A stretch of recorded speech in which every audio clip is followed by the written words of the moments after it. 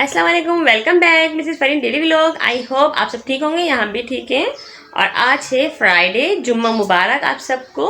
और बस अब क्या करते हैं, अभी हम लोग उठे हैं, मुँह हाथ धोए, नाश्ता किया है। नाश्ता करने के बाद अब अभी गई हुई है लाइट आने का इंतज़ार हो रहा है कि जब तक लाइट आएगी फिर हम करेंगे जुम्मे की तैयारी, नमाज़ वगैरह पढ़नी है। और उम्मुल खैर को हो गया है बुखार, अभी तो फ़िलहाल ये खड़ी हैं, देखें पीछे बैठ भी सही मुझे करना है। और ये उम्मुल खैर को हो रहा है बुखार, क्योंकि हम लोग वहाँ से जब आए हैं घूम के, वहाँ का पानी बहुत शदीद ठंडा था, क्योंकि आइसलैंड था वो, तो आइसलैंड की वजह से पानी उसका ठंडा था। हमारे दिमाग में ये बात नहीं थी कि उसका पानी ठंडा इतना ठंडा होगा, क्योंकि हम लोग जब गए ना बहुत ज़्यादा बहुत कूल हो रहा था पानी।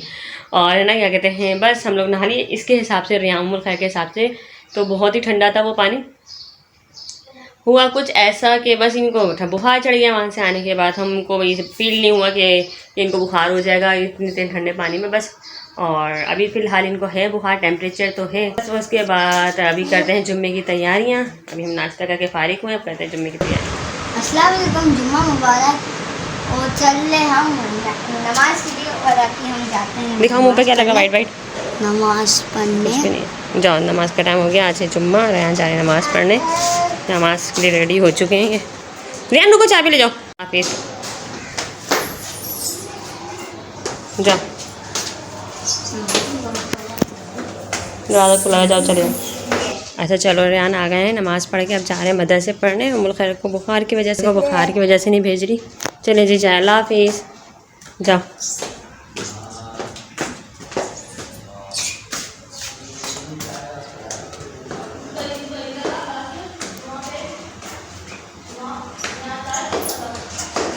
यहाँ पे उम्मुल खैर कर रही हैं कलर।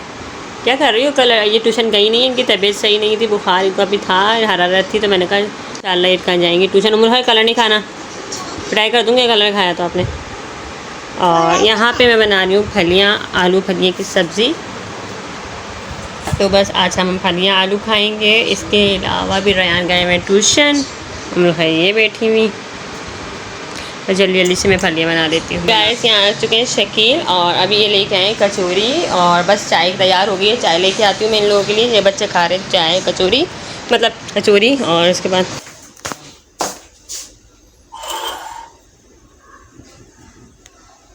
चलिए जी, यहाँ चाय मैं निकालती हूँ।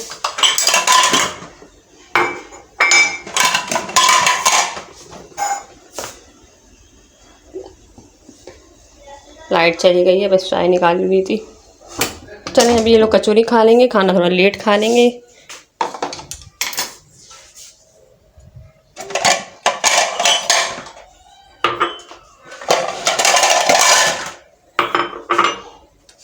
चाय निकाल देती हूँ मैं जल्दी। जी चाय निकल गई है, ले जाते हैं चाय। ये तो छोटी ट्रे लग रही है, बड़ी ट्रे में निकाल, ये बहुत बड़ी हो गई। चले फिलहाल छोटी वाली खाएं।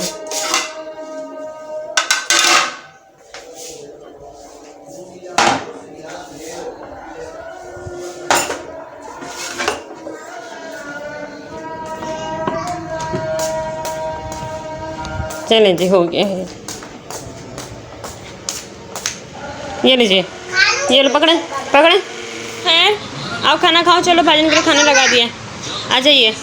अल्लाह का शुक्र है, अब उम्र से शायद थोड़ी बेहतर है। और चलो फिर यहाँ खाना खाओ आज। हाँ अल्लाह का शुक्र बेहतर है कल से। अभी दवाई इसको पिलानी थी, 7 बजे पी नहीं इसने। चले जी खाना खाते हैं। यहाँ आज हमने बनाई है आलू फलियाँ सब्ज़ी। और चलो रियान निकालो बेटा, आप कार्टून देखने में लगे हो। चलो जल्दी से, दर्द हो रहा है गले में। चलो देखते हैं, अभी दिखाई दवाई देखते हैं तो आपको फिर देते हैं। अच्छा जी, हम लोग अभी खाते हैं खाना। उम्मुल खैर आ जाओ बेटा, शकील का वेट करते हैं। शकील तो अब तक आए नहीं, वैसे अभी दोपहर में शाम में आए थे, बस वो कचौरी वगैरह खा के चले गए। अच्छा ठंडा हो जाए फिर खा लेना। शकील शाम में आए थे, तो बस शाम में खाना वाना खा के वो कचौरी वगैरह खा के चले गए। अब देखें कब आएंगे, रात तक उनका तो पता नहीं होता। अभी फ़िलहाल हम लोग कर रहे हैं, उम्मुल खैर बैठ जाइए, हम लोग कर रहे हैं। हाँ हम खिलाएँ खाना, आलू नहीं खाओ आप, डबल रोटी से खाओ, आप डबल रोटी से खाएँ। आलू खाऊंगी और पालक खा लूँगी और अच्छा फलियाँ ना आप उससे खाएं। किससे खाएंगी? हाँ नहीं, डबल रोटी से सही है। चलो अच्छा बिस्मिल्लाह करो। रायान रायान जिप खाने बिस्मिल्लाह रहमान रहीम।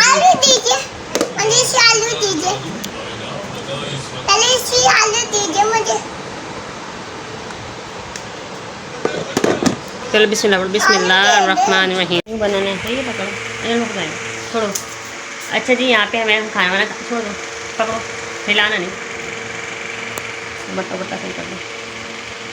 अच्छा जी बहुत देर तक बनानी है वीडियो, हाथ थक जाएगा तुम्हारा। अच्छा जी यहाँ पे हम लोग खाना वाना खा के बैठ चुके हैं। मेरे खाना वाना खा के बैठ चुके हैं और अब बस कुछ भी नहीं, बच्चे रियान सो के उठ चुके हैं, उम्र खाए वो लेट। अच्छा जी यहाँ पे हम लोग खाना वाना खा के बैठ चुके हैं और बस अब कुछ नहीं, बच्चों को सुनाना है। और आज दरअसल मैं ब्लॉग को सही तरह बना नहीं पा रही हूँ, कंटिन्यू नहीं कर पा रही हूँ। घर के मसले मसाइल वही चल रहे हैं, रोज़ाना कोई ना कोई मसला खड़ा रहता है, रोज़ाना कोई ना कोई मसला खड़ा रहता है। मेरी शादी हो गई 10 साल हो गए, इस घर में आई हूँ। तो 10 साल से तकरीबन 10 साल के बाद जब ये इनकी मेरी बराबर में जो देवरानी इनकी शादी हुई, मेरे साल 2 साल बाद इनकी शादी हुई, साल 1.5 साल बाद। तो जब से इन्होंने ये कमरा भी लिया हुआ था, कमरा मतलब शादी होकर वो इसी कमरे में आई थी। और ये सहन में उन्होंने अपना संदूक वंदूक सब उन्होंने सारा मतलब ऊपर अंदर यहाँ रखा हुआ था। तो अब फ़िलहाल जब तक रखा अब हमारे हो गया ससुर का इंतकाल। तो ससुर के इंतकाल के बाद जो है तीनों भाइयों का एक एक पोर्शन आ रहा था जिसमें नीचे वाला पोर्शन उनका, क्योंकि वो रह रही थी ससुर के साथ भी वो रह रही, ससुर के साथ भी वो रह रही थी शुरू से। और फिर उसके बाद ससुर के साथ खाना पीना सब कुछ उनके साथ था। और हाँ वो कहती हैं कि मैंने ससुर के लिए बहुत कुछ किया और हम लोगों ने कुछ नहीं किया। जब तक इनकी शादी नहीं हुई थी तो हमने भी किया, मगर हम अपना केक नहीं गिनवाते कि हमने क्या किया। मतलब उन्होंने अच्छा किया बुरा किया, हमने उनके साथ अच्छा किया बुरा किया, जो भी किया। फ़िलहाल पर ये कहीं जाती आती थी तो उनके पीछे हम ही करते थे। उनकी शादी से पहले भी हमने किया। और मेरी शादी से पहले मेरी देवर जेठानी उनका पास वो थी, मगर वो करती थी जॉब। तो बस अभी ससुर जो हमारे जो हैं इंतकाल कर गए, तो अब ये हैं तीनों भाइयों का हिस्सा। तो फ़िलहाल नीचे उनका ही था और बीच में मेरा पोर्शन है और उसके ऊपर जो है मेरी जेठानी का पोर्शन है। तो इस तरह हमारे पोर्शन बने हुए। अब लड़ाई झगड़ा इस बात पे था शुरू से मेरा इनसे कि आप मेरे कमरे के आगे से सामान वगैरह हटा लो, संदूक वगैरह हटा लो, मुझे अपना यहाँ पे बैठने उठने का करना है, क्योंकि पोर्शन पूरा है ना, तो इस वजह से। तो वो कहती थी नहीं मैं अपना कमरा खाली नहीं करूँगी, कुछ भी हो जाए मैं कमरा खाली नहीं करूँगी। तो फ़िलहाल उन्होंने कमरा तो नहीं खाली किया 10 साल में अब तक। और अभी भी बहुत लड़ाई झगड़े के बाद तो उन्होंने बहुत ज़्यादा हमारे घर में लड़ाई अभी चली है, 2-3 दिनों में अभी भी चल रही है। और बस ये हुआ कि अब्बू के जाने के बाद नीचे का जितना भी है उन्होंने लिया हुआ है, लेकिन ये कमरा अभी भी खाली नहीं किया। लेकिन हाँ बात ये हुई है कि मैंने कहा कि मुझे कमरे की ज़रूरत है, तो उसके ऊपर मैंने कहा कि मुझे वो नीचे वाला कमरा मेरे ससुर का कमरा है, मुझे वो दे दे। पर उनको वो भी नहीं देना, ससुर का कमरा भी नहीं देना उनको, ना ये कमरा देना ना ससुर का कमरा देना है। और वो कमरा तो नहीं दिया, पर हमारे जो बराबर में ड्राइंग रूम आप लोगों ने देखा होगा, मैं आती जाती हूँ ऊपर नीचे, तो कोने वाला जो कमरा है उन्होंने कहा सही है ठीक है आप ना ये अपना सामान इधर डाल दें। मेरा सामान मतलब क्या, मैं आप लोगों को बताती हूँ मेरा सामान क्या। मेरा सामान जो वो यही है जो मेरे कमरे में है। इसके अलावा मेरा संदूक है जो नीचे रखा था ससुर के कमरे में। बाकी जो ससुर के मरने के बाद उनका जो सामान सबके हिस्से में आया है, जो मेरी जेठानी के हिस्से में, जो मेरे हिस्से में जितना आया, हम लोगों ने ऐसे कोई भी मतलब नहीं ले लिया। हम लोगों ने कई कुरानदाजी मतलब पर्चियाँ डाल के जिसके हिस्से में जो सामान आया ना, इस हिसाब से हम लोगों ने लिया। लेकिन अब वो बात भी उनको नहीं हज़म हो रही कि इनके पास ये चीज़ क्यों चली गई, उसके पास ये क्यों चीज़ चली गई। और उन्होंने मेरे हिस्से में फ्रिज आया, अब्बू की अलमारी आई, इस तरह वॉशिंग मशीन आई हमारी जो सास की थी वो आई, मेरी जेठानी के पास उनका AC था ससुर का वो गया, और इसके अलावा उनका LCD था वो गया।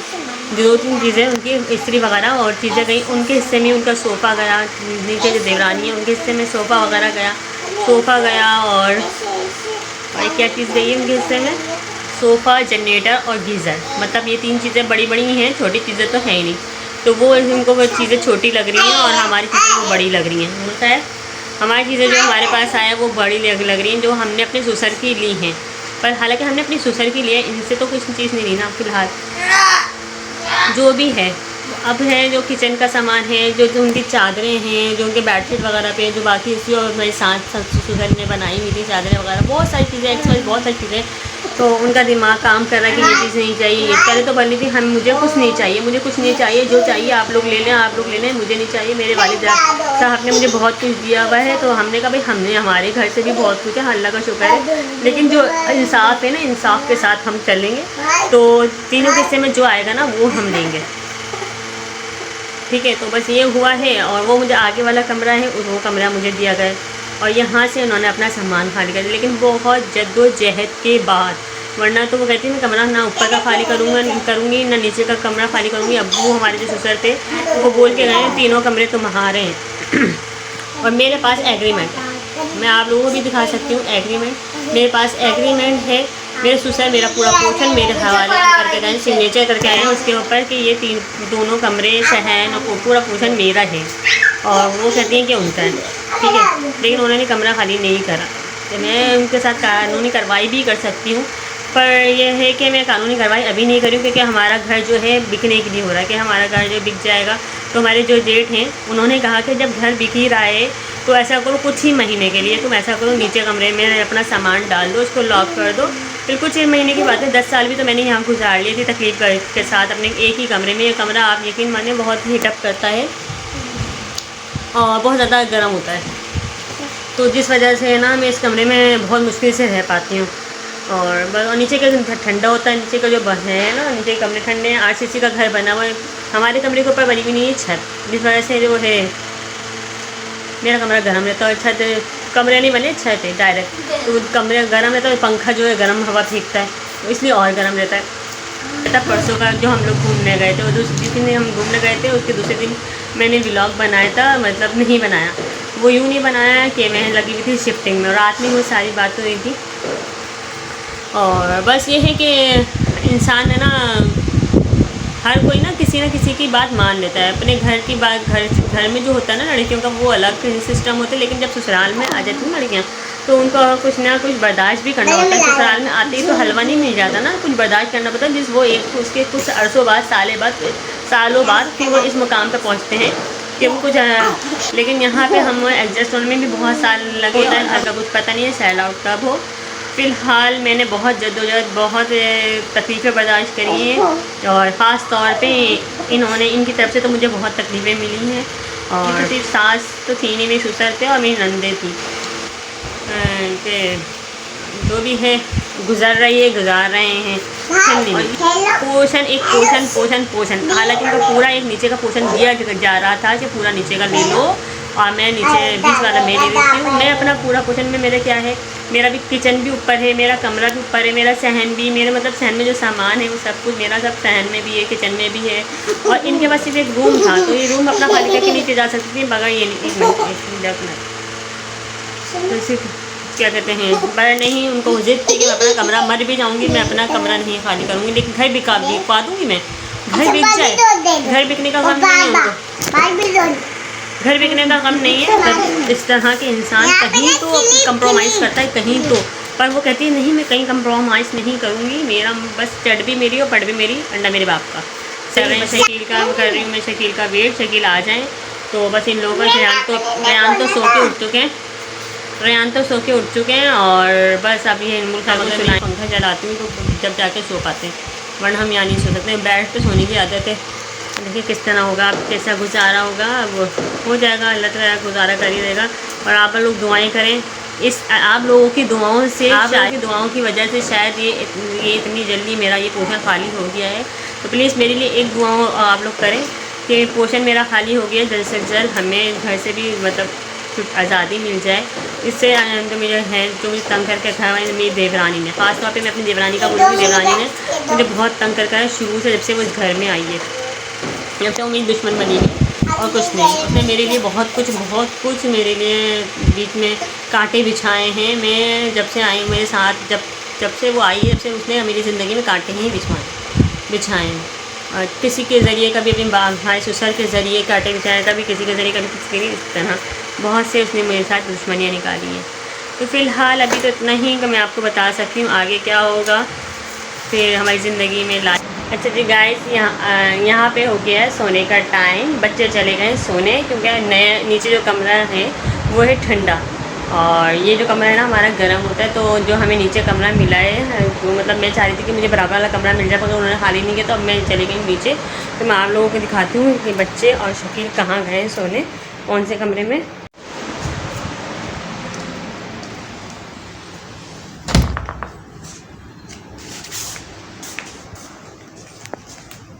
चलिए जी देखते हैं हम लोग क्या कर रहे हैं, इन लोगों को देखते हैं।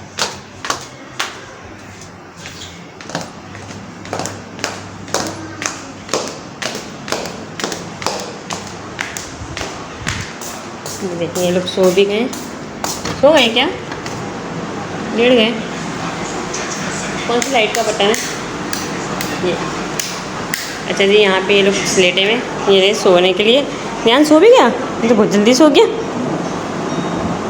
ये रहे। और ये लोग सोने के लिए लेट गए हैं। देखें ये है एक कमरा मिला है मुझे, यहाँ पे ये बाहर की खिड़की खुलती है, खिड़की खुलती है, ये खिड़की खुलती है बाहर की तरफ, और ये खुलती है सहन की तरफ। बाकी ये फ्रिज है जो हमारे ससुर का है, ये फ्रिज है। और ये तो कैबिनेट अब्बू का ही था जहाँ पे अब्बू टीवी रखते थे। बाकी ये मशीन है, ये अलमारी मुझे मिली है हिस्से में जो आती है, आइए फ़िलहाल अपना है। और बस अब करते हैं सोने की तैयारी, और फिर मिलेंगे कल नेक्स्ट वीडियो में। आज तक के लिए इतना ही, ज़िंदगी रही तो कल मिलेंगे। अल्लाह हाफिज़।